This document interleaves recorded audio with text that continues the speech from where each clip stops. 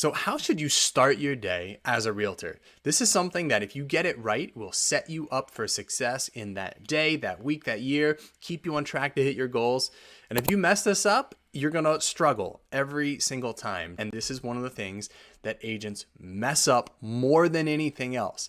And I'm not talking about starting your day by doing ice baths or journaling or gratitude sessions. There's nothing wrong with all of those things. That's pre-work. I'm talking about your work day. When you're getting down to work, what should you do first? In what order? Because there's 1,000 different things that we could do as agents, right? So you got to put the first things first. That's a key success principle. But what should that be?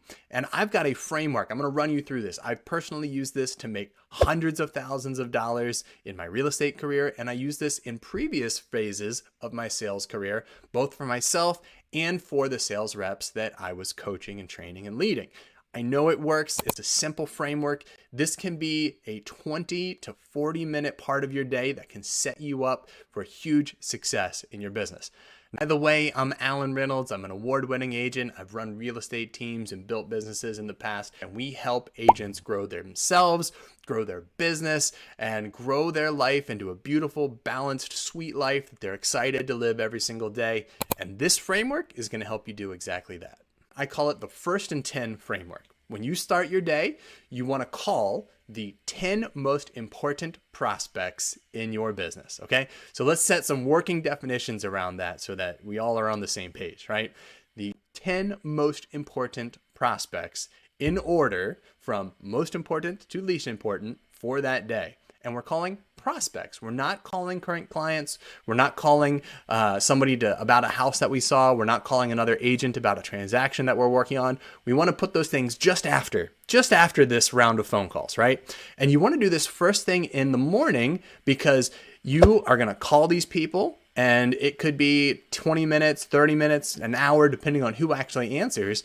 But when you call them first thing in the morning, these people are going to call you back throughout the day.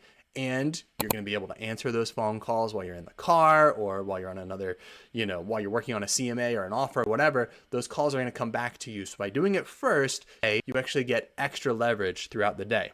So let's talk about what makes a prospect important, right? For that day. What are we talking about? 3 things that I use to calculate the importance of a prospect. And the first one is, what's the likelihood that this prospect is actually going to close, right? There's a lot of factors involved, so this is something of an intuitive decision. But when you think about this person, are they really going to move? If the answer is yes, then that probably makes them a good prospect.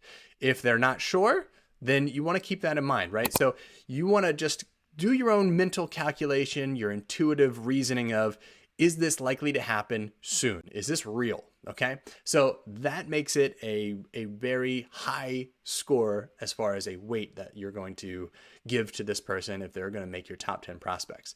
The second thing is the size of the transaction. Is this a buy sell? Is this a price point that you like? Is this the type of client that you want to be working with, that you want to build momentum with, right? If you're trying to focus on the listing side of your business instead of the buy side of your business, are these listing clients instead of buyer clients? Call all the listing ones first if that's your priority. So when I say important, I'm asking you to assign some of your own priorities to what's important for your business. So the third thing is, how likely is this person to actually answer me, right? How likely am I to reach this person? Because sometimes you've tried to call a prospect a dozen different times in the past and they just don't answer, right? If sometimes you call somebody and they answer every time and they'll have a friendly conversation with you and you're making progress, right? So I keep notes of these things.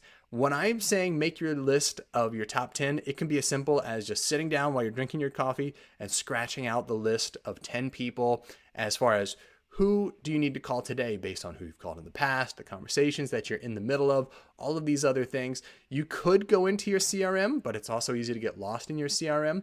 And you want to make notes as you go along because odds are this is not the first time you've called these people, right? Not the first conversation. So you want to be organized, and ideally you can do this the day before you're starting your day, right? So it's a great way to close and end the day before is by making your list of your top 10 people to reach out to first thing in the morning.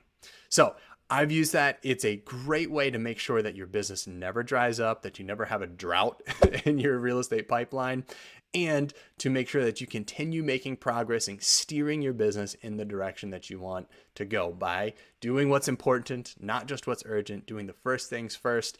It's a foolproof way to set yourself up to win. Now, if you'd like to know what to actually say when you talk to these people, I've got a simple framework for that as well. It's a 5-step framework. I use the house analogy to walk you through exactly what to say. This works for leads, for conversations, for every single conversation that you want to have about real estate. This will turn a lead into a client. So I'm going to link to that video too, so you can see it. And if you want to get the script for it, just look below and there's a full script for how to have that conversation with a client once you're talking to them.